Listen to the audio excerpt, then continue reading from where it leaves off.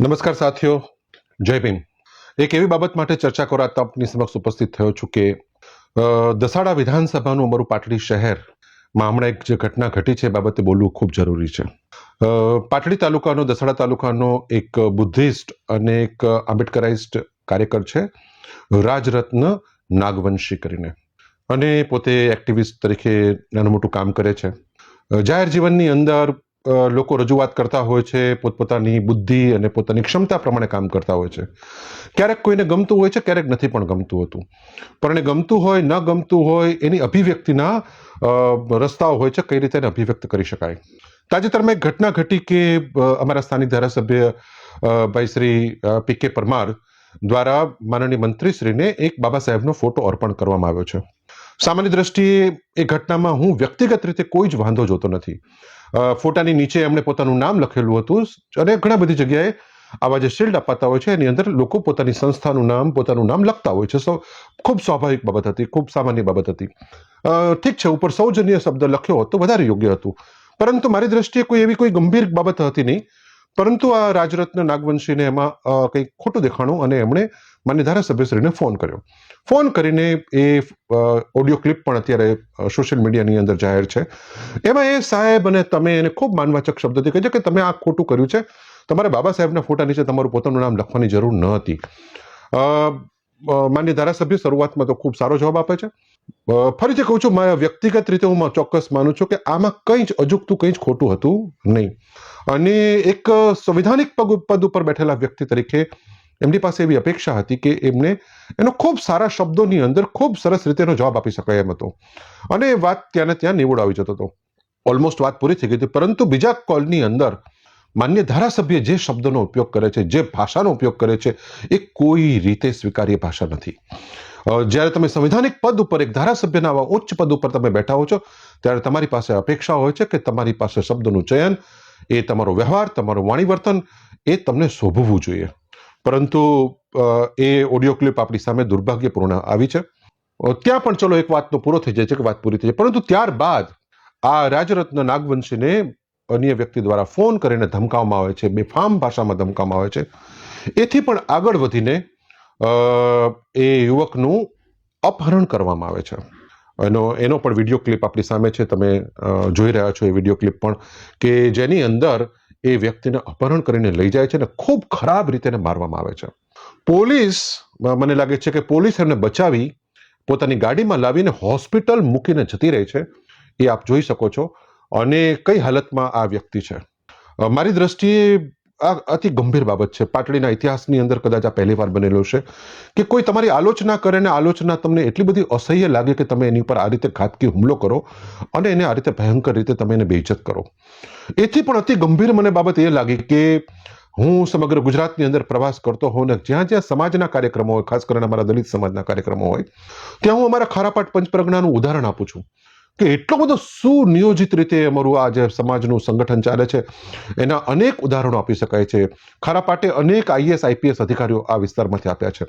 ખૂબ સારા બુદ્ધિજીવીઓ અત્યારે પણ આ સંગઠનની અંદર છે, અને એક બહુ જ અતિ ભવ્ય હજારો દલિતોના યોગદાનથી, અનેક લોકોના યોગદાનથી, શુભકામનાઓથી, કડી મહેનતથી ત્યાં સમાજ ભવનનું નિર્માણ કરવામાં આવ્યું છે। આ સમાજ ભવનની અંદર આ યુવકને લઈ જઈ અને ત્યાં એને ગોંધી રાખીને ત્યાં એને મારવામાં આવ્યો છે। આ અતિ ગંભીર બાબત છે। આ સમાજ ભવનને હું તો સમાજનું મંદિર અને શિક્ષણનું ધામ કહું છું। એ શિક્ષણનું ધામ અને સમાજનું મંદિર એ કોઈને અપહરણ કરીને ગોંધી રાખીને મારવા માટે બનાવવામાં આવ્યું નથી।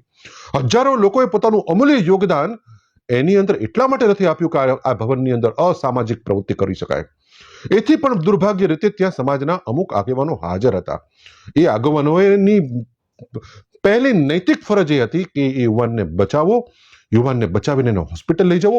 આ એક માનવતાની દ્રષ્ટિએ પણ એમના માટે એક આ કરવું ખૂબ જરૂરી હતું, પરંતુ દુર્ભાગ્ય રીતે કદાચ એ લોકોએ યુવકને બચાવ્યો પણ નહીં, એને હોસ્પિટલ પણ ન લઈ ગયા। અને જે રીતે હોસ્પિટલ લઈ ગયા પછી પણ જે ઘટનાઓ ઘટી રહી છે અત્યંત દુર્ભાગ્યપૂર્ણ છે। હું આ ઘટનાને સખતમાં સખત શબ્દોમાં વખોડી કાઢું છું, કારણ કે જો આ પરિસ્થિતિમાં નહીં બોલીએ, કોઈને સારું લાગશે, કોઈને ખરાબ લાગશે એવું વિચારીને જો આમાં ચૂપ રહેશું તો આવનાર સમયની અંદર સમાજ આપણને માફ નહીં કરે। અમે રાજકીય જીવનના માણસ છીએ, જાહેર જીવનના માણસો છીએ, આલોચનાઓનો ભોગ અવારનવાર બનતા હોય છે અને એ આલોચનાઓ ઘણી વખત માત્ર સાંભળી લેવાની હોય છે અથવા એનો યોગ્ય પ્રત્યુત્તર આપવાનો હોય છે અને મોટે ભાગે તો તમારું કામ જ એ આલોચનાઓનો જવાબ હોય છે એને શબ્દોથી પણ ઘણી વખત જવાબ દેવાની જરૂર હોતી નથી. પરંતુ જે પ્રકારે એક સંવૈધાનિક પદ ઉપર બેઠેલા વ્યક્તિ દ્વારા જે વાણી વિલાસ કરવામાં આવ્યો છે, અગાઉ પણ એ આ પ્રકારની ભાષા વાપરી ચૂક્યા છે જે મારી દ્રષ્ટિએ કોઈ સંજોગોમાં યોગ્ય નથી. દસાડા, પાટડી, લખતર અને નળકાંઠાના લોકોએ પોતાના અમૂલ્ય મત આપી એક વ્યક્તિને જીતાડીને વિધાનસભાની અંદર એટલા માટે નથી મોકલ્યો કે કાલે તમારી કોઈ આલોચના કરે ને તમે અપહરણ કરી અને એને ગોંધી રાખીને તમે એને માર મારો અને એ પણ એક બુદ્ધિસ્ટ વ્યક્તિ તરીકે તમે એની પાસે ભાષામાં વાત કરો છો, એ કોઈ રીતે સ્વીકાર્ય નથી. હું ખારાપાટ પંચ પરગણાના અમારા તમામ સન્માનીય આગેવાનોને વિનંતી કરું છું કે આ બાબતે તમે ચૂપ રહ્યા તો આવતીકાલે પણ બીજી ઘટના ઘટવાની છે અને ત્યારે પણ સમાજ ચૂપ રહેશે. આ તો માત્ર સમાજનો દીકરો છે, પરંતુ કોઈ પણ સમાજના વ્યક્તિ સાથે જ્યારે અત્યાચારની ઘટના થાય, એની સાથે જ્યારે પીડા થાય, ત્યારે એની પડખે ઊભો રહેવાની દરેક સમાજની ફરજ છે અને દરેક સમાજના લોકો જો બોલીશું નહીં તો હવે ધીમે ધીમે જે પ્રકારે આપણે સરમુખ અત્યારસાઈ અને ગુંડા રાજ તરફ આપણે જે વળી રહ્યા છે, એ ગુંડા રાજની શરૂઆત હવે દસાડા, પાટડી, લખતર અને નળકાંઠામાં થઈ ચૂકી છે. આને ઘોર શબ્દોમાં નિંદા કરવી પડે અને મને એથી પણ વધારે દુઃખ પોલીસનું છે કે હાલ જ અમારા સુરેન્દ્રનગરના જે અમારા એસપી સાહેબ આવ્યા છે, એમને મેં ખૂબ સારી વાતો સાંભળી છે, ખૂબ એમના સારા કામો પણ હમણાં ધ્યાનમાં આવ્યા છે. લગભગ જિલ્લાની અંદર દારૂના ધંધાઓ લગભગ મહદઅંશે કાબુમાં આવી ગયા છે. બીજા પણ એવા અમુક ગુંડા તત્વો હતા, એ પણ શાંત થઈ ગયા છે. ત્યારે સાહેબ, એસપી સાહેબ, તમારા હોતા હુઆ તમારી પોલીસની ગાડી જ્યારે એક નિર્દોષ એક પીડિત વ્યક્તિને સારવાર માટે હોસ્પિટલ મૂકીને જતી રહી, એ તમારી નિર્માલ્યતા દેખાડે છે. ત્યારે પોલીસની ફરજ હતી કે યુવાનને ઉભા રહીને એની સારવાર કરાવવાની હતી, એની રજૂઆત લેવાની હતી અને જો ગભરાયેલો યુવાન કે એ યુવાન પોતે ફરિયાદ આપવાની ક્ષમતામાં નહોતો તો તમારે સ્વતઃ સંજ્ઞાન લઈ અને તમારે એફઆઈઆર નોંધી અને તાત્કાલિક કાર્યવાહી કરવાની જરૂર હતી. પરંતુ તમે પણ તમારી ફરજમાંથી ચૂક્યા છો. માનનીય એસપી સાહેબ અને પોલીસ તંત્રને પણ હું આ ફરિયાદ કરું છું કે તાત્કાલિક ધોરણે સ્વતઃ સંજ્ઞાન લઈ પોતે ફરિયાદી બનીને આ કેસની અંદર આગળ આવીને તમારે કાર્યવાહી કરવાની જરૂર હતી, પરંતુ તમે કરી નથી. જે કોઈ લોકો આમાં દોષી હોય એને કોઈ રીતે બક્ષવાની જરૂર નથી, કારણ કે આજે આ રાજરત્ન નાગવંશી છે, કાલે કોઈ બીજો હશે, કાલે કોઈ ત્રીજો હશે. અને જે પ્રમાણે હું સાંભળું છું, મને જે 2-3 જણાના ફોન આવ્યા એ પ્રમાણે પણ મેં જાણ્યું કે હજી ઘણા 4-5 લોકો ધ્યાનમાં છે, હજી પણ લોકો નજરમાં છે. કોણ બોલે છે એ પણ એ લોકો નજરમાં છે, તો હું બોલી રહ્યો છું અને આપ મને પણ નજરમાં લઈ શકો છો.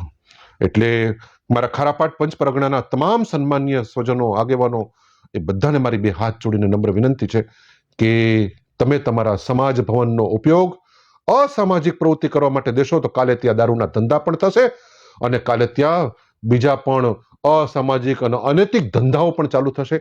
એમને તમે રોકી શકશો નહીં, કારણ કે તમે આવી અત્યાચારની ઘટનાની અંદર જો ચૂપ બેઠા છો તો આપણને કોઈને પણ આ કોઈ પણ રીતે શોભતું નથી. આપણા બધાનું માથું શરમથી ઝૂકી જાય છે. એટલે ફરી એક વખત સુરેન્દ્રનગર જિલ્લાની પોલીસ, ગુજરાતની પોલીસ, આ બધાને હું નમ્ર નિવેદન કરું છું કે કાલે અમારે આ બાબત માટે આગળ ન આવવું પડે, આના માટે અમારે કોઈ કાર્યક્રમ ન કરવો પડે, એની તકેદારી લેવામાં આવે. જય હિન્દ, જય ભારત, જય ભીમ.